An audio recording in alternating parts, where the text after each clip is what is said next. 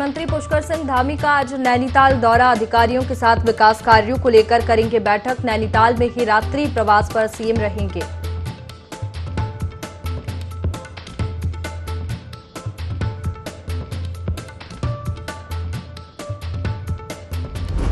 जोशीमठ आपदा प्रभावितों को जल्द मिल सकती है राहत राशि। पुनर्निर्माण के मुद्दे पर 3 मई को दिल्ली में होगी बैठक। राहत पैकेज पर लग सकती है मुहर।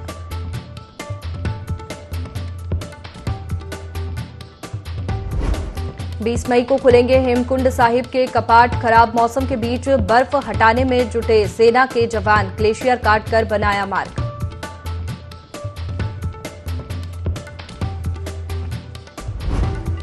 कैबिनेट मंत्री प्रेमचंद अग्रवाल ने ली उत्तरकाशी जिला योजना की बैठक। योजना के तहत हो रहे कार्यों का निरीक्षण करने के दिए निर्देश। स्थानीय लोगों की भी सुनी समस्याएं।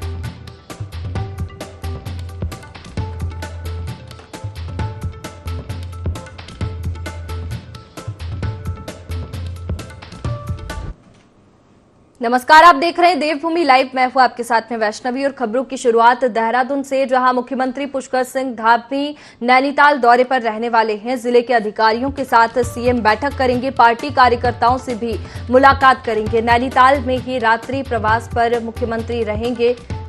तो मुख्यमंत्री पुष्कर सिंह धामी आज नैनीताल के दौरे पर रहने वाले हैं, जहां वे जिले के अधिकारियों के साथ में बैठक करेंगे। कुछ दिशा निर्देश भी सीएम पुष्कर सिंह धामी अधिकारियों को दे सकते हैं और पार्टी कार्यकर्ताओं से भी इस दौरान मुलाकात करेंगे।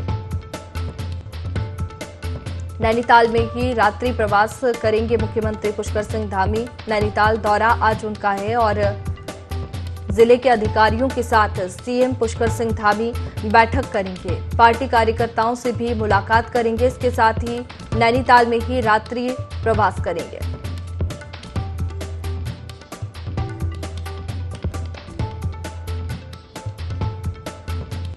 तो देखिए, मुख्यमंत्री पुष्कर सिंह धामी नैनीताल के दौरे पर रहने वाले हैं। जिले के अधिकारियों के साथ सीएम पुष्कर सिंह धामी बैठक करेंगे। पार्टी कार्यकर्ताओं से भी मुलाकात करेंगे। नैनीताल में ही रात्रि प्रवास पर मुख्यमंत्री पुष्कर सिंह धामी रहने वाले हैं, जहां वे अधिकारियों को कुछ दिशा निर्देश भी दे सकते हैं बैठक के दौरान। और पार्टी कार्यकर्ताओं से मुलाकात करेंगे तो कार्यकर्ताओं से भी बातचीत होगी चुनावी माहौल के बारे में। नैनीताल दौरा आज मुख्यमंत्री पुष्कर सिंह धामी का है और इस दौरान वे अधिकारियों के साथ में बैठक करेंगे। कुछ दिशा निर्देश भी सीएम पुष्कर सिंह धामी अधिकारियों को दे सकते हैं। साथ ही व्यवस्थाओं के बारे में भी जानकारी लेंगे।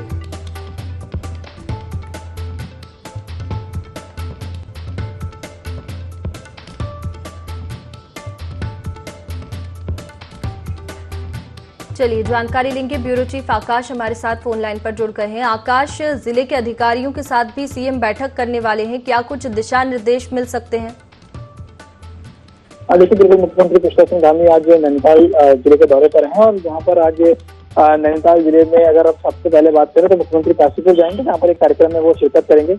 उसके बाद नैनीताल में जो तमाम अधिकारी हैं जिलों के, उनसे वो इस बातचीत करेंगे और तमाम चीजों को लेकर फीडबैक लिया जाएगा कि किस तरीके से यहाँ पर विकास कार्य चल रहे हैं, क्या कुछ निर्देश जो है दिए गए हैं। तो इन तमाम चीजों को लेकर के मुख्यमंत्री की तरफ से जो है बैठक आज इसमें की जाएगी। साथ ही साथ अगर हम बात करें तो आज मुख्यमंत्री नैनीताल में ही रात्रि प्रवास करेंगे, जहाँ पर वो तमाम आम लोगों से भी मुख्यमंत्री मुलाकात करेंगे और साथ ही साथ जो पार्टी के कार्यकर्ता हैं उनसे भी मुलाकात करेंगे। तो लगातार मुख्यमंत्री की तरफ से कोशिश की जा रही है कि तमाम पहले मुख्यमंत्री ने जिलों का दौरा किया था और मुख्यमंत्री तमाम जो विधानसभा क्षेत्र हैं वहां का दौरा कर रहे हैं। तो कह सकते हैं कि नैनीताल विधानसभा क्षेत्र में मुख्यमंत्री रहेंगे, जहां पर तमाम जो कार्यक्रम है उसमें वो शामिल होंगे और साथ ही साथ जो जिलों को विकास कार्य चल रहे हैं, नया वित्तीय वर्ष है, तमाम बजट जो है अलॉट किया गया है, तो किस तरीके से उसमें काम किया जा रहा है, क्या कुछ काम जो है नैनीताल जिले में हो रहे हैं, तमाम चीजों के बारे में जो फीडबैक है वो मुख्यमंत्री की तरफ से लिया जाएगा। बिल्कुल आकाश, इसके साथ ही अधिकारियों से बातचीत के साथ पार्टी कार्यकर्ताओं से भी मुलाकात करेंगी। योजनाओं का फीडबैक भी मिल सकता है। देखिए, बिल्कुल मुख्यमंत्री किस तरीके से तमाम कार्यकर्ताओं से भी बातचीत, बिल्कुल सीधे तौर पर मकसद है कि पार्टी कार्यकर्ताओं से बातचीत का माध्यम रहता है, क्योंकि अगर जिले में मुख्यमंत्री आते हैं तो बात है कि पार्टी कार्यकर्ताओं से भी बातचीत की जाती है, उनसे फीडबैक लिया जाता है। साथ ही साथ संगठन में किस तरीके से काम हो रहा है, संगठन में क्या कुछ काम की जरूरत है, तो उन तमाम पहलुओं पर कोई जो है मुख्यमंत्री की तरफ से चर्चा की जाएगी। और यही वजह है कि मुख्यमंत्री कोशिश रहती है कि जब वो किसी जिले में या विधानसभा क्षेत्र का दौरा करते हैं तो वहीं पर ही रात्रि प्रवास किया जाए, जिससे कि आम लोगों से भी वहां पर मुलाकात हो और आम लोगों की समस्याएं भी जो है सुनी जाए। तो कह सकते हैं कि कोशिश कहीं ना कहीं मुख्यमंत्री की लगातार रहती है। और उसी क्रम में आज मुख्यमंत्री नैनीताल के दौरे पर रहने वाले हैं, जहाँ पर पार्टी कार्यकर्ताओं से भी मुलाकात करेंगे, आम लोगों की समस्याएं भी सुनेंगे और साथ ही साथ अधिकारी के साथ जो तमाम योजनाएं चल रही है जिले की, इसको लेकर फीडबैक लेंगे। जी चलिए आकाश, बहुत शुक्रिया आपका जानकारी के लिए।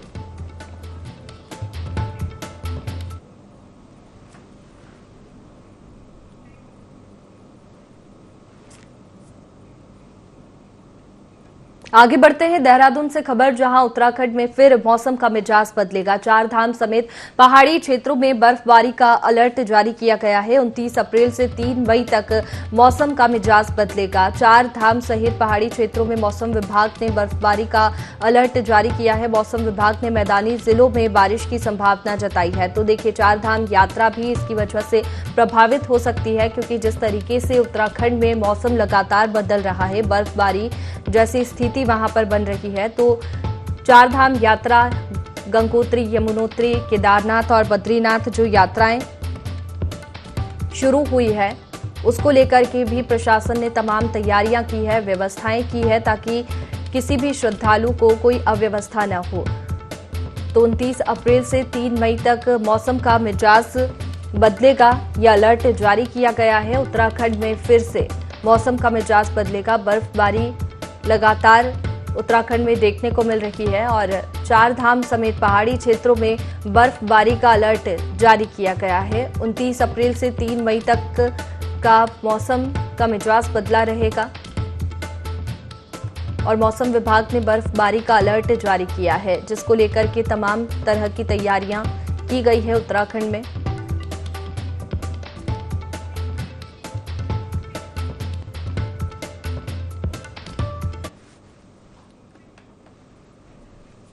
चलिए आगे बढ़ते हैं। चंपावत जिले की प्रभारी मंत्री रेखा आर्या अपने एक दिवसीय जनपद भ्रमण कार्यक्रम के अंतर्गत चंपावत जनपद के सीमांत टनकपुर क्षेत्र पहुंची, जहां कार्यकर्ताओं और आम जनता ने उनका स्वागत किया। वहीं टनकपुर के doctor APJ Abdul Kalam engineering college में पहुंचकर वहां आयोजित जिला योजना की बैठक में शिरकत की और केंद्र के साथ ही राज्य सरकार की योजनाओं की जानकारी ली।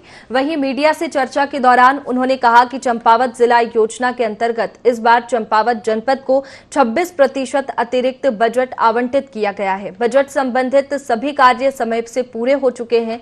सभी योजनाएं 1 से 2 साल के अंदर पूरी हो, इसके लिए हमारी सरकार काम कर रही है। जो भी व्यवहारिक प्रस्ताव है वो आज सभी अनुमोदित कर दिए गए हैं। लगभग बजट 26% बढ़कर जो है जनपद चंपावत को प्राप्त हुआ है और मुझे लगता है कि जिस प्रकार से हमने अप्रैल में ही बजट का आवंटन से लेकर अनुमोदन तक आज हो गया है, तो निश्चित रूप से जो ये प्रस्ताव है वो 2 साल के अंतर्गत जो है या 1 साल के अंतर्गत ही जो है अपना पूर्ण स्वरूप लेंगे और विकास को मैं समझती हूँ समय पर और पूरी क्वालिटी के साथ में जो है वो पूर्ण होने का जो है इस जिला योजना के माध्यम से लक्षित रूप में जो है हम लोग आगे बढ़ते हुए देखते हैं।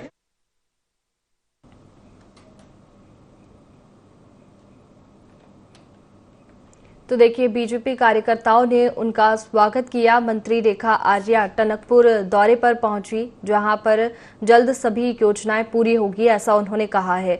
तो एक दिवसीय जनपद भ्रमण कार्यक्रम के अंतर्गत चंपावत जनपद के सीमांत टनकपुर क्षेत्र पहुंची, जहां कार्यकर्ताओं और आम जनता ने उनका स्वागत किया। वहीं टनकपुर के doctor APJ Abdul Kalam engineering college में पहुंचकर वहां आयोजित जिला योजना की बैठक में शिरकत की और केंद्र के साथ ही राज्य सरकार की योजनाओं की जानकारी उन्होंने ली है। वहीं मीडिया से चर्चा के दौरान उन्होंने कहा कि चंपावत जिला योजना के अंतर्गत इस बार चंपावत जनपद को 26% अतिरिक्त बजट आवंटित किया गया है।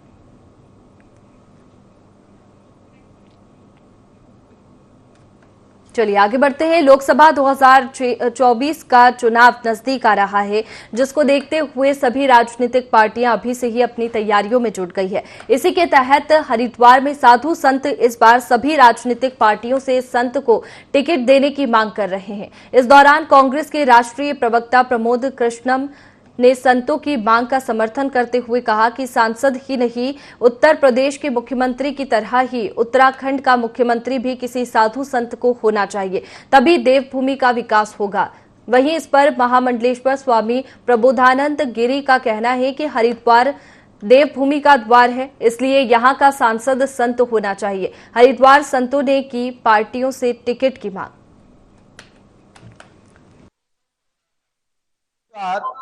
देवभूमि का द्वार है तो यहाँ पर जो सांसद हो, कोई भी संत हो, चुनाव आने वाले हैं, सभी पार्टियों से हम आग्रह करते हैं कि वो यहाँ कम से कम हरिद्वार सीट से किसी भी सांसद को उतारें तो वो केवल साधु हो, क्योंकि संत न होने के कारण से हम पिछले दिनों में हरिद्वार की दुर्दशा देख चुके हैं। यहाँ जिहादी बढ़ रहे हैं, यहाँ मांस मदिरा का व्यापार बढ़ रहा है और यहाँ पर देशद्रोही और समाजद्रोही गतिविधियां बढ़ गई हैं। इसके कारण से संतों के मन में आक्रोश है कि ये सब करने वाले हैं नहीं कुछ, और क्योंकि इनको केवल राजनीतिक हथकंडे आते हैं तो सभी संतों से विचार होकर संतों ने कहा है कि इस बार केवल सांसद संत होना चाहिए। हरिद्वार धर्म नगरी है और धार्मिक दृष्टिकोण से उत्तराखंड देवभूमि है, तो हरिद्वार का सांसद कोई संत हो ये तो बहुत अच्छी बात है, लेकिन सिर्फ सांसद क्यों हो? मैं तो चाहता हूं उत्तराखंड का मुख्यमंत्री संत हो। उत्तराखंड के मुख्यमंत्री के रूप में भी कोई साधु होना चाहिए। देवभूमि का मुख्यमंत्री साधु हो तो बड़ी खुशी की बात है। इन संतों ने ये मांग की है, मैं उसका समर्थन करता हूं। हरिद्वार के कलेक्ट्रेट सभागार में गोट वैली की स्थापना के संबंध में जिला स्तरीय कार्यकारी समिति की बैठक आयोजित की गई। इस दौरान डॉक्टर योगेश शर्मा ने गोट वैली योजना के संबंध में परियोजना निदेशक को पूरी जानकारी दी। उन्होंने बताया कि गोट वैली स्थापना का मुख्य उद्देश्य युवाओं महिलाओं को स्वरोजगार देना, साथ ही बकरी पालन के असंगठित क्षेत्र को संगठित करते हुए निर्यात पूरक गुणवत्ता का मीट और दूध उत्पादित करना है। वहीं परियोजना निदेशक ने अधिकारियों को निर्देश दिया कि वह सबसे पहले गोट वैली के लिए क्षेत्र का चुनाव करें।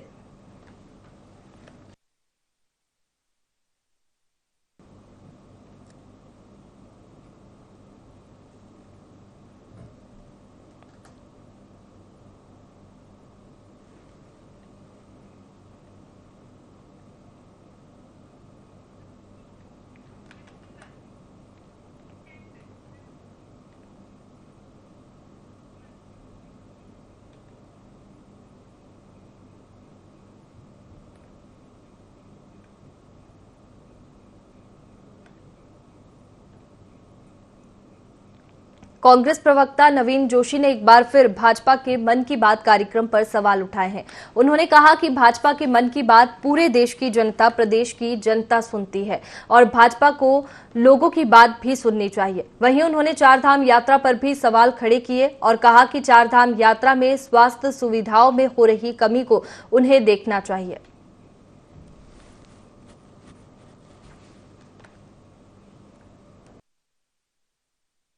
भारतीय जनता पार्टी की मन की बात तो पूरे देश और प्रदेश की जनता सुनती आई है। अब समय है कि जो लोग हैं, जो जनता है, उनके मन की बात सुननी चाहिए और उन पर कार्रवाई होनी चाहिए। आज कई लोग अभी प्रदेश के अंदर जो स्वास्थ्य सेवाएं बिल्कुल गड़बड़ा गई है। चारधाम यात्रा चल रही है, यहाँ पे रोडों की हालत क्या है, वहाँ पे स्वास्थ्य सेवाएं कुछ नहीं है, किस प्रकार से वो दुर्घटनाएं हो रही हैं। अभी हेलीकॉप्टर से एक अधिकारी उनको उसकी चपेट में आ गए हैं। ये जो इंजन उस टाइम पे बंद होना चाहिए था, ये बिना इंजन बंद करे सवारियों को बैठा रहे हैं। प्रदेश की जनता में जो यहाँ पे यात्री आ रहे हैं उनके साथ भी खिलवाड़ किया जा रहा है। एक रूपरेखा पूरी सरकार को चाहिए कि ऐसी रूपरेखा बनाए जिससे यहाँ पर्यटन प्रदेश है, पर्यटन को बढ़ावा भी मिले और प्रदेश का विकास भी हो सके। चलिए आगे बढ़ते हैं। डिस्ट्रिक्ट बार संघ हरिद्वार के चुनाव में एक वीडियो वायरल होने के बाद उठे सवालों के बीच मतदान की प्रक्रिया को स्थगित कर दिया गया है और दोपहर तक 338 अधिवक्ता मतदान कर चुके थे, जबकि 400 से अधिक अधिवक्ता मतदान के लिए रह गए थे। इसी बीच मतदान कक्ष का एक वीडियो सोशल मीडिया पर वायरल हुआ, जिसमें एक महिला अधिवक्ता किसी दूसरी महिला अधिवक्ता को वोट डालते हुए नजर आ रही है। इस वीडियो के वायरल होने के बाद प्रत्याशियों ने हंगामा खड़ा कर दिया और चुनाव में धांधली के आरोप लगाए, जिसके बाद चुनाव अधिकारी और पर्यवेक्षक ने लंबी मंत्रणा के बाद मतदान प्रक्रिया स्थगित करने के नतीजे पर पहुंचे। फिलहाल मतदान प्रक्रिया को स्थगित कर दिया गया है। अब नई तिथियां घोषित की जाएंगी। हालांकि प्रत्याशियों के नामों में कोई भी परिवर्तन नहीं होगा।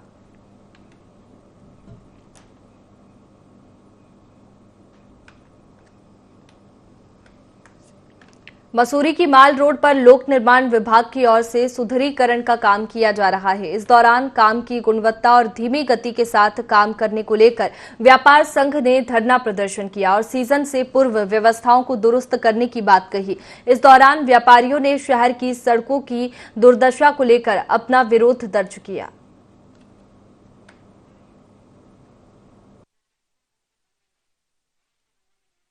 मसूरी मॉल रोड का कार्य, सौंदर्यीकरण का कार्य शुरू हो गया था और बहुत ही दुखद घटना है कि 31 मार्च की डेडलाइन दी गई थी और 30 अप्रैल आने को है और अभी तक रोडों का बुरा हाल है, बदहाल है।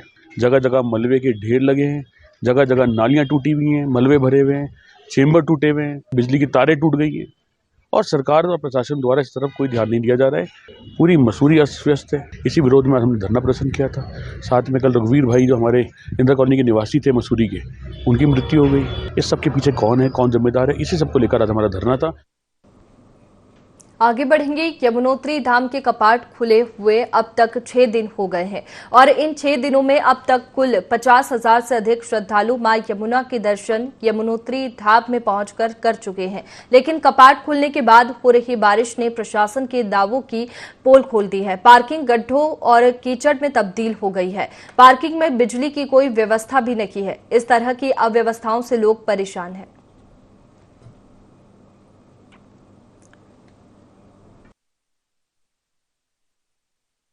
विधानसभा खरसाली में जो पार्किंग पिछले साल से यहाँ पे गाड़ी पार्किंग की व्यवस्था की गई है उत्तराखंड सरकार के द्वारा, और ऊपर से पूरे पार्किंग में कहीं पर भी स्ट्रीट लाइट नहीं लगी है। यात्री यहाँ पे रात को 1-1, 2-2 बजे तक यमुनोत्री धाम से वापस लौट रहे हैं और हाथ में टॉर्च लेके, किसी के पास टॉर्च नहीं है तो 4-5 बार कहीं पे गिर के फिसल के बड़ी मुश्किल से अपनी गाड़ी का पता यहाँ पे कर पा रहे हैं। तो मेरा एक आग्रह है उत्तराखंड सरकार से और जिला पंचायत उत्तरकाशी के सभी जो भी यहाँ पर हमारे अध्यक्ष श्रीमान जी हैं, आप कृपया इस चीज़ को संज्ञान में लेते हुए, काफ़ी अधिक संख्या में यहाँ पर यात्री आ रहे हैं तो इसको आप ठीक करवाएं। यमुनोत्री धाम में घूमने आए हैं तो अभी हम खरसाली गांव में हैं। तो रात को जब हम यहाँ पे आए तो रोड में पहले तो कोई स्ट्रीट लाइट वगैरह यहाँ पे लगा नहीं रखी है। रोड भी जो है बहुत ख़राब हो रखी है, बड़ी मुश्किल से गाड़ियाँ निकल रही हैं।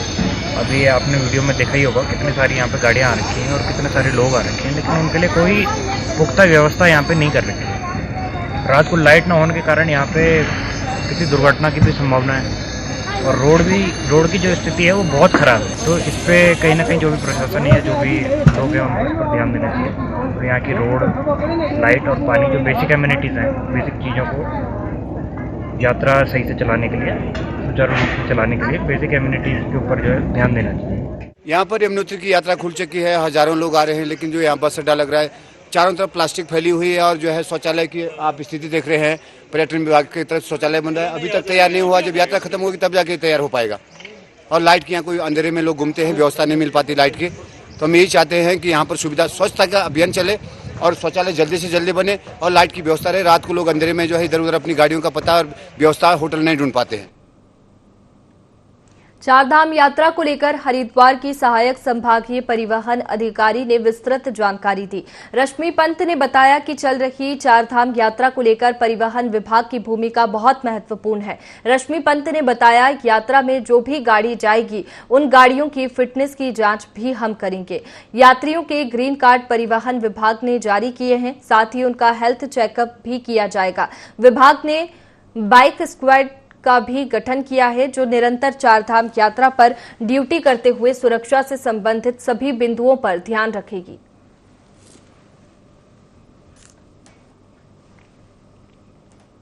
चलिए आगे बढ़ेंगे। उत्तराखंड में 4 धाम यात्रा की शुरुआत हो चुकी है। वहीं बद्रीनाथ धाम और उसके आसपास स्वच्छता बनाए रखने आईटीबीपी के जवान महत्वपूर्ण योगदान दे रहे हैं। आईटीबीपी के जवान बद्रीनाथ मंदिर के पास पहाड़ियों और जल स्रोतों को स्वच्छ रखने के लिए अभियान चला रहे हैं। बद्रीनाथ धाम के कपाट खुलने के अवसर पर आईटीबीपी के जवानों द्वारा श्री बद्रीनाथ मंदिर के निकट दुर्गम पहाड़ी पर रैपलिंग करते हुए यात्रियों द्वारा फेंके गए कूड़े को हटाया गया। प्रशासन ने भी आईटीबीपी के जवानों के इस स्वच्छता अभियान की प्रशंसा की। वहीं मुख्यमंत्री पुष्कर सिंह धामी ने भी आईटीबीपी के जवानों को बद्रीनाथ धाम में स्वच्छता अभियान संचालित करने के लिए बधाई और शुभकामनाएं दी।